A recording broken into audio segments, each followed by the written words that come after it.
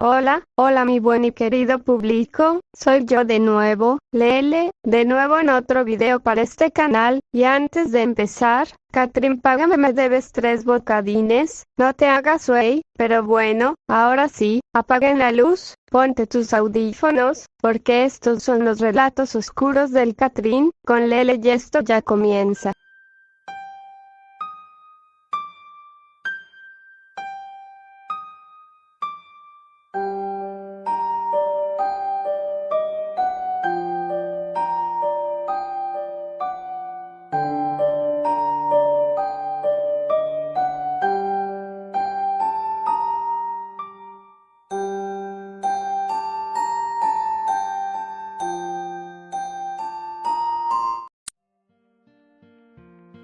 Si de niña me hubieran preguntado qué quería ser cuando creciera, ciertamente artista pasando hambres no estaría en mi lista de respuestas.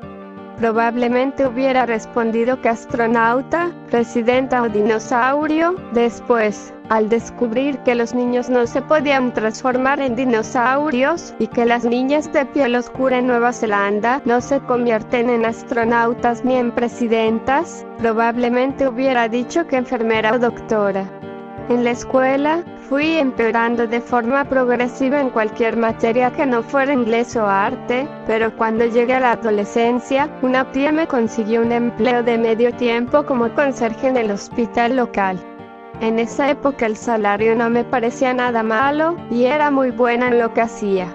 Me gustaba limpiar, aunque a veces hubiera diarrea en el suelo o vómito con sangre en las paredes. Después de un tiempo te acostumbras a la mayoría de los olores. Bueno, con excepción del olor de la Clostridium difficile, también conocida como C. diff. Aunque rara vez tuve que limpiar una habitación de un paciente infectado con esta bacteria. Eventualmente, ese salario mínimo me permitió dejar la escuela y alquilar un apartamento pequeño, de una habitación inmunda en un edificio de concreto. Cuando no estaba durmiendo y trabajando, producía mi arte, que vendía los sábados por la mañana en la feria local. Y así fue como me transformé en un artista pobre de medio tiempo.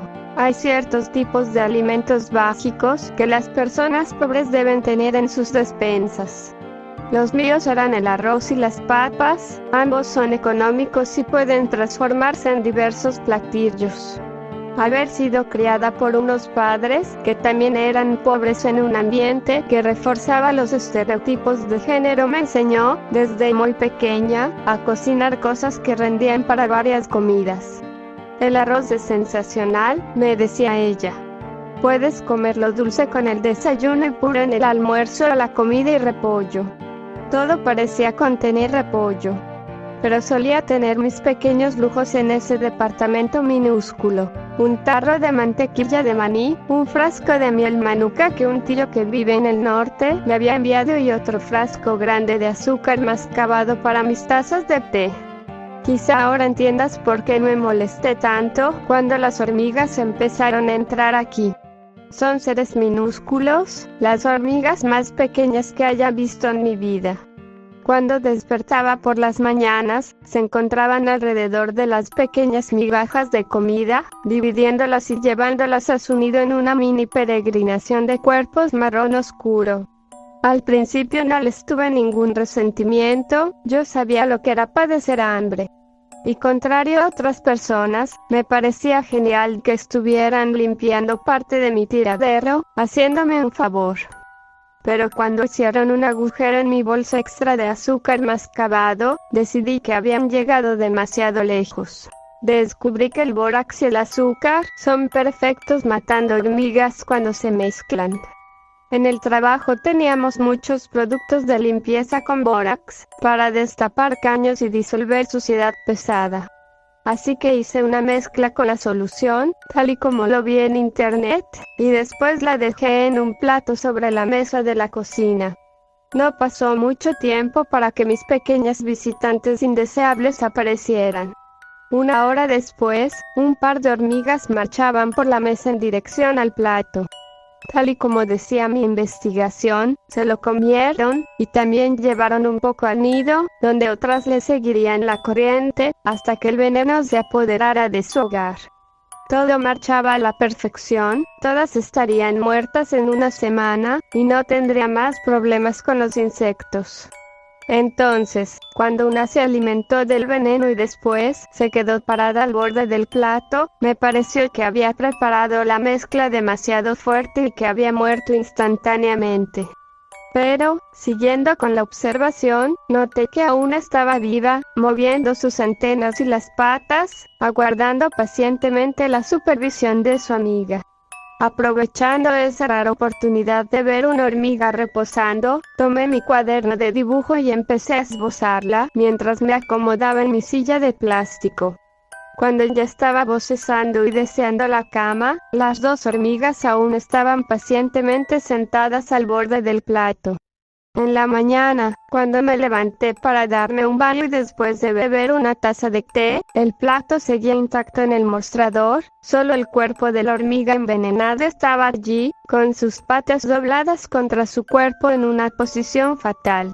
Mi intento de envenenar el nido había fallado. La semana siguiente hicieron un nuevo agujero a la bolsa de azúcar, que ya había colocado dentro de otro bolso plástico, y vaciaron la mitad del contenido. Enfurecida, colgué la bolsa de un gancho en el techo de la lavandería. A la mañana siguiente, la bolsa vacía estaba en el suelo, sin ningún grano de azúcar en su interior. Frustrada, fui hasta el supermercado y compré veneno de verdad para hormigas, junto con otra bolsa de azúcar. Cuando llegué a casa, coloqué la trampa en el suelo de la alacena y la bolsa de azúcar dentro de un recipiente, el cual puse dentro de un recipiente más grande lleno de agua. La familia de ladrones de azúcar estaba cerca de recibir su castigo. Tuve un sueño agitado, con la puerta de la habitación abierta, intentando irracionalmente escuchar los sonidos de los pequeños intrusos. Una parte de mí se había convencido de que estaban conspirando contra mí. Tenía sueños esporádicos de hormigas gigantes hurgando en la alacena, masticando y haciendo huecos a través del vidrio y del plástico, comiéndose todos los alimentos que podían encontrar. Eventualmente tuve que despertarme y me tambaleé hasta la cocina para beber un poco de agua. Cuando las luces se encendieron, vi movimiento. La bolsa de azúcar había sido extraída del recipiente y estaba abandonada en la encimera. Las hormigas zapateaban con locura sobre el mueble, corriendo para ocultarse en cualquier ranura u orificio que encontraban. Con seguridad sus bocas estaban llenas de azúcar. Pensando rápido, tomé un vaso de vidrio del fregadero y lo puse encima de una de las hormigas, que recién escapaba de la bolsa de azúcar casi vacía. Había atrapado a una de las ladronas. Definitivamente me estaba observando. A donde quiera que iba, se posicionaba dentro del vaso de forma que pudiera verme. Si me acercaba, si la veía, la hormiga se paraba sobre sus patas traseras y golpeaba el vidrio con una de sus antenas. La otra había sido aplastada por el vaso cuando la atrapé. «No te voy a soltar», le dije. «No hasta que dejen de robarme el azúcar». Dio otros golpecitos. Noté que era mucho más grande que las hormigas que habían aparecido al principio. Era brillosa y oscura, como si la hubieran pulido. Al ser más grande, su rostro era casi antropomórfico, lo que hacía un poco incómodo mantenerla en prisión. «¿Sabes? Yo te podría matar», continué. «Pero no. Hagamos un trato. De noche colocaré un bote de azúcar blanca frente a la puerta de la casa, allá afuera. Podrán comer y llevarse lo que quieran. Solo no vuelvan a tocar mis cosas». La hormiga me veía a través del vidrio. «¿Estamos?» Otros golpecitos. Suspirando, levanté el vaso. La antena de la hormiga se retorció furiosamente por un segundo, después corrió y desapareció por una grieta entre la cocina y la encimera. ¿Se había entendido o no? ¿Quién sabe? Pero el bote de azúcar en la puerta estaba funcionando. Por las noches iban hasta la puerta, comían, tomaban y llevaban el contenido hasta su nido. Como si el trato se hubiera cumplido, no se aparecieron más en mi cocina. Todo eso me pareció muy gracioso, era como una mafia, solo que pequeña y de insectos. Mientras yo les pasara cierta cantidad de azúcar, ellas me dejarían en paz.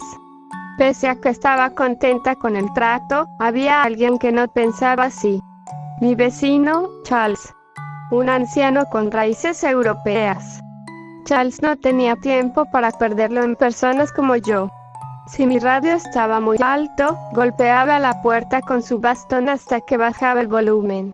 Apenas si podía ver televisión a un volumen decente, por lo que solo veía películas en mi celular, evidentemente con auriculares. El barullo allá afuera venía acompañado por la voz estridente y petulante de Charles, gritando una serie de cosas. Abrí la puerta y lo encontré parado, con el bote de azúcar aplastado y pateado hasta el final del pasillo, junto a un camino de hormigas gordas aplastadas en torno a mi tapete de entrada. Estúpida negra. Vociferó en mi contra. Maldita salvaje ignorante. Buenas noches, Charles. ¿Por qué diablos alimentas a las hormigas, estúpida? Para mantenerlas fuera de mi casa. Intenté empezar una explicación, pero me detuvo en seco. Le contaré al administrador sobre esto. Te arrancará las tripas, serás despellejada este fin de semana, puedes estar segura. Hasta luego, Charles. Dije sonriendo y azotando la puerta en su cara. Se quedó vociferando afuera durante un tiempo, pero después volvió al departamento.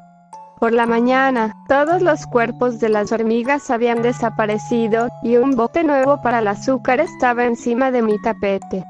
No escuché palabra alguna del administrador y mucho menos de Charles. Pero no me atreví a volver a alimentar a las hormigas por temor a las represalias. Casi 3 semanas después del incidente, una hormiga solitaria y gorda cruzó la encimera y se posó a un lado de mi taza de té. Con su única antena golpeó la taza. Hizo otros golpecitos. Después, caminó con singular alegría desapareciendo por la misma grieta de donde había salido.